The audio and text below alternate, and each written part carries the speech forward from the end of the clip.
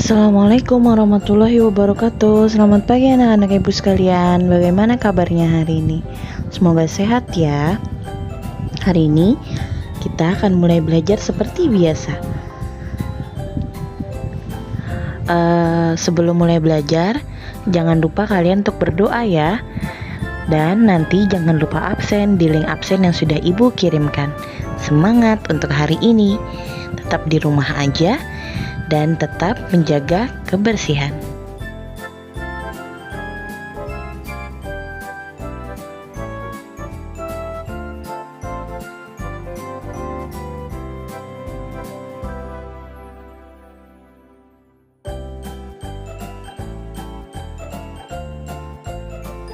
Assalamualaikum warahmatullahi wabarakatuh. Hari ini kita masuk ke materi yang pertama ya. Di materi yang pertama kita akan membahas tentang pantun dan syair. Nah, sebelumnya kalian sudah pernah membahas tentang pantun kan di pelajaran yang sebelumnya? Jadi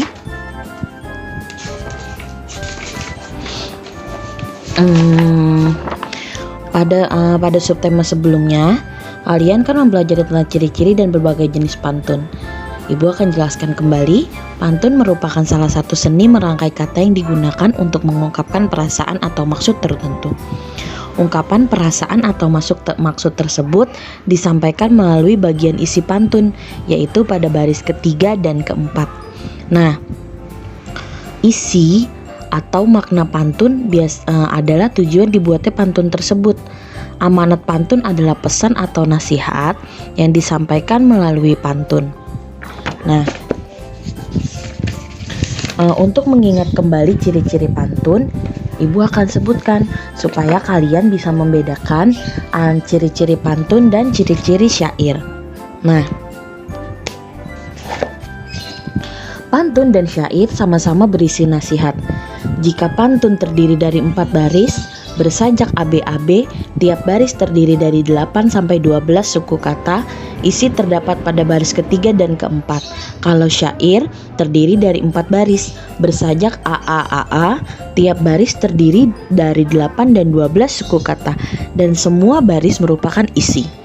Ibu akan memberikan contoh tentang pantun. Contoh misalnya, tinggi kokoh berdiri gagah, tumbuh besar si pohon jati, lebih baik kita mencegah daripada kita mengobati. Itu contoh pantun. Contoh syair, jagalah kesehatanmu, jagalah makananmu, agar selamat hidupmu hingga di hari tuamu. Nah, karena kalau syair itu berisi tentang nasihat, dari awal sampai akhir semua kalimatnya mengandung makna. Kalau pantun hanya ada di baris ketiga dan baris keempat. Itu adalah materi pertama penjelasan tentang pantun. Oke, kita lanjut ke materi yang kedua. Materi yang kedua, ibu akan membahas tentang gangguan kesehatan pada darah manusia. Pada pembelajaran sebelumnya, kalian telah belajar tentang gangguan kesehatan pada jantung dan pembuluh darah. Nah, pada pembelajaran kali ini, kalian akan belajar tentang gangguan kesehatan pada darah. Gangguan kesehatan pada darah dapat disebabkan oleh faktor keturunan dan non-keturunan. Nah, ibu akan berikan contoh gangguan kesehatan pada darah manusia non-keturunan. Yang pertama, ada anemia. Anemia merupakan penyakit yang disebabkan oleh kurangnya sel darah merah dalam tubuh. Penyebab anemia antara lain pendarahan yang hebat, kekurangan zat besi, dan gangguan pembuatan sel darah merah pada tulang. Nah, biasanya gejala yang ditimbulkan oleh anemia yaitu mudah cepat lelah, lemas, sakit kepala, dan wajah terlihat pucat. Nah, anemia dapat kita cegah dengan mengkonsumsi makanan yang kaya akan zat besi, misalnya bayam, telur, kacang-kacangan, ikan, dan daging sapi. Selanjutnya, ada leukemia. Leukemia merupakan kondisi ketika jumlah sel darah putih lebih banyak dibandingkan sel darah merah.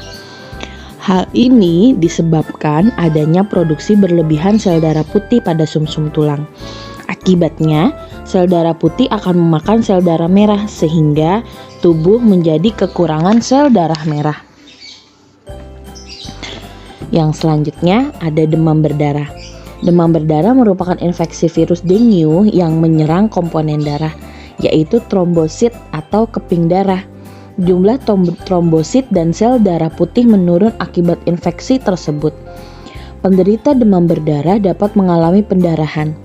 Penderita demam berdarah harus segera dibawa ke dokter untuk mendapatkan pengobatan. Gangguan peredaran darah yang bukan disebabkan oleh faktor keturunan dapat dicegah dengan menerapkan pola hidup sehat, antara lain makan makanan yang bergizi, olahraga teratur, serta cukup tidur dan istirahat. Selanjutnya, contoh gangguan kesehatan darah karena faktor keturunan. Yang pertama ada hemofilia. Hemofilia adalah penyakit keturunan yang menyebabkan tubuh kekurangan protein yang dibutuhkan dalam proses pembekuan darah. Penderita hemofilia akan mengalami pendarahan lebih lama dibanding orang normal saat terjadi luka.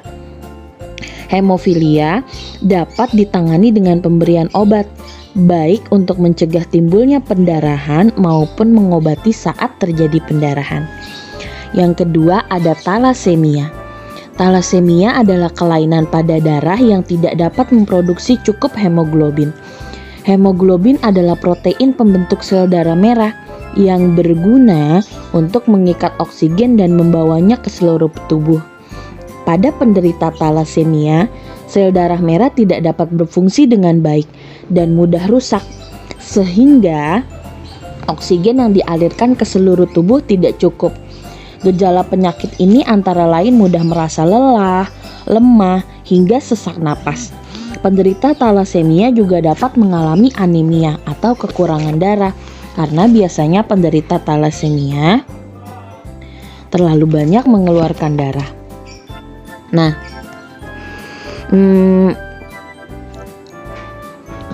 kalian bisa lihat di halaman 59. Nah, di buku tematik kalian ada artikel tentang organ peredaran darah manusia. Di situ ada tentang darah, pembuluh darah, jantung,